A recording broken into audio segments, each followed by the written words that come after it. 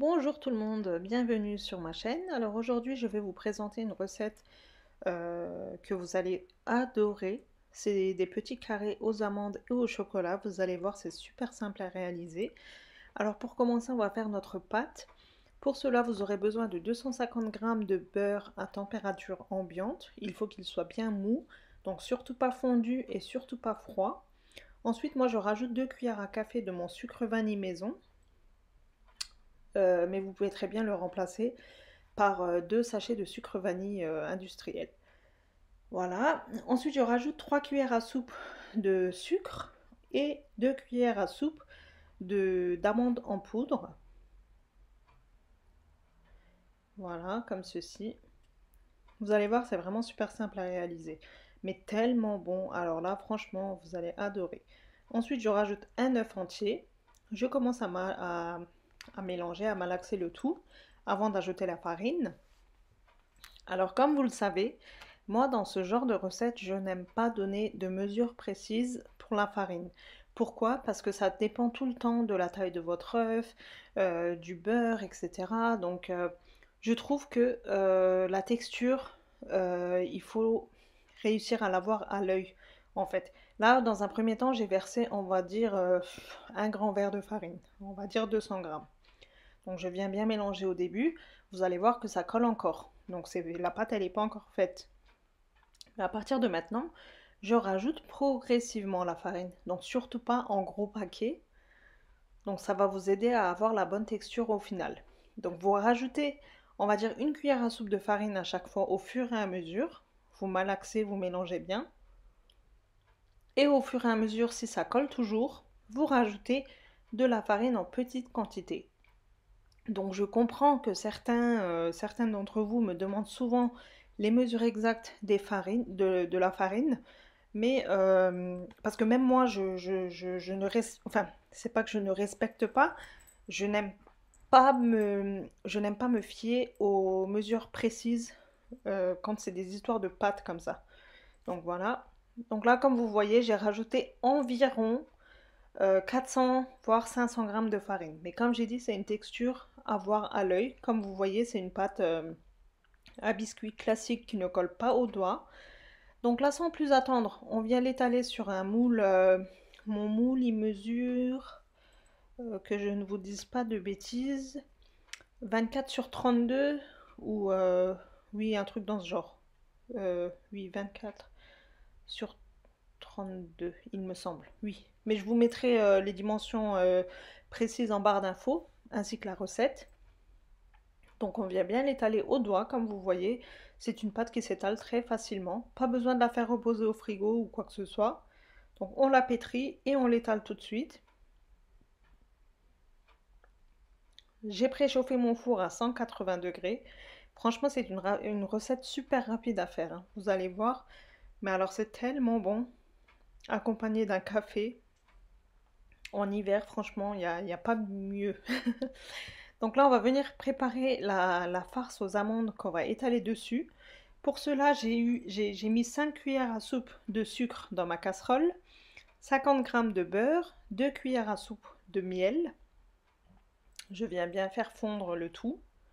Et par la suite, je vais rajouter 100 ml de crème liquide et 300 g d'amandes affilées. Voilà, donc on vient bien mélanger le tout. Il faut que le sucre fonde à l'intérieur, ainsi que le beurre.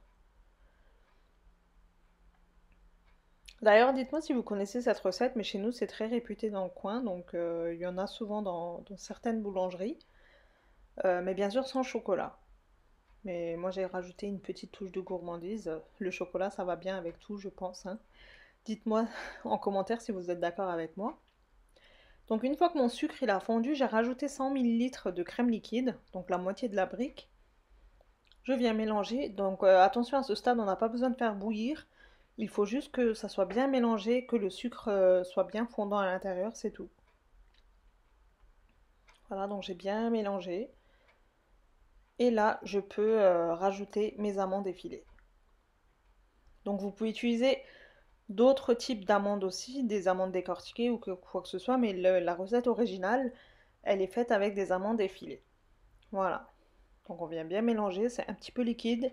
N'ayez pas peur, ça va se cristalliser après la cuisson. Voilà, donc une fois qu'on a bien mélangé, on la retire du feu. Donc comme j'ai dit, on n'a pas besoin de faire bouillir.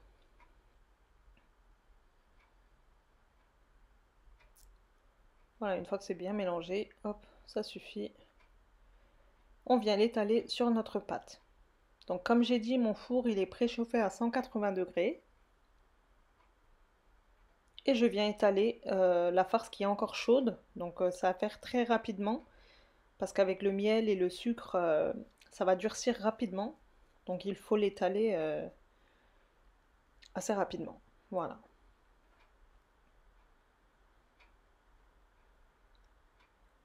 Comme ceci. Et on vient l'enfourner pour environ, je dirais, tout dépend de votre four, mais 20 à 30 minutes. Donc bien vérifier, surveiller la cuisson car ça peut très vite être doré du fait qu'il y a du sucre et du beurre. Donc ça cuit très rapidement. Et comme c'est en couche fine, ça, ça, ça, ça cuit très rapidement. Je suis désolée, je bafouille aujourd'hui, je ne sais pas ce que j'ai. C'est la fatigue sans doute. Voilà. Bon, j'ai essayé de vous montrer tous les détails dans la vidéo, hein, donc franchement, comme vous voyez, j'espère que c'est compréhensible, mais il n'y a rien de compliqué dans cette recette, comme dans la plupart de mes recettes, hein, parce que même moi, j'aime pas les recettes qui sont compliquées. Voilà. Donc on a enfourné et donc sur le four il y a écrit 2 heures, mais c'est parce que j'ai enchaîné les recettes, donc c'est pas, ça faisait pas 2 heures qu'il était au four, je vous rassure. Au bout de, on va dire 25 minutes, je l'ai sorti du four, mais comme je vous dis souvent, ne vous fiez pas au temps dans les genres de pâtes, donc il faut bien surveiller la cuisson. Une fois que c'est bien doré, vous le sortez du four et quand c'est encore chaud, vous le démoulez et vous le coupez comme ceci. Ça, il faut le faire quand c'est sorti du four, parce que sinon ça va durcir au bout de 5 minutes et vous n'arriverez plus à le couper, ou alors ça va craqueler de partout. Donc il faut le faire vraiment à la sortie du four, tant que c'est encore un petit peu moelleux. Parce que je vous dis, ça durcit très très rapidement, hein. Donc vous faites les petits carrés, donc la forme que vous souhaitez avoir au final, comme ceci. Donc on vient pas les manipuler au doigt, hein, surtout pas. On vient juste découper pour avoir nos carrés de près. Et on laisse reposer environ 10 à 15 minutes. Donc de toute façon, ça va durcir très rapidement. J'ai fait fondre du chocolat au lait. Et on va venir tremper la moitié de nos biscuits dans du chocolat au lait. Vous voyez, ils ont déjà durci. Et le dessus, il est caramélisé. C'est comme de la... Comment dire? C'est comme de la nougatine. Si vous connaissez, c'est le même goût. Accompagné d'un biscuit en dessous, un sablé. C'est vraiment délicieux. Franchement, je vous conseille vivement de tester cette recette. Vous serez absolument pas déçus. Mais vraiment pas, hein. Au contraire, vous me remercierez. Parce que franchement, c'est délicieux. Et ça se conserve très bien dans des boîtes hermétiques. Vous pouvez les garder plusieurs semaines, hein. Bon, ça traîne pas des semaines, hein, je vous préviens à l'avance. Mais ça se garde très bien. Voilà, donc on vient les tremper dans le chocolat. Après, ceux qui n'aiment pas le chocolat, c'est facultatif, hein. Vous pouvez très bien ne pas les tremper, les déguster tels quels, sans chocolat ou rien, hein. Moi, c'était pour apporter cette petite touche de gourmandise, comme on adore le chocolat chez nous, donc voilà. J'espère en tout cas que cette vidéo vous aura plu. Désolée d'avance si j'ai beaucoup trop parlé, si je vous ai fait mal à la tête, donc je suis désolée à l'avance. Et je vous dis à très bientôt pour une prochaine recette. Donc les nouvelles recettes arrivent. N'hésitez pas à vous abonner et à activer la petite cloche pour recevoir les notifications dès que je publie les nouvelles recettes. Donc je vais essayer, parce que c'est pas évident de faire les montages toute seule.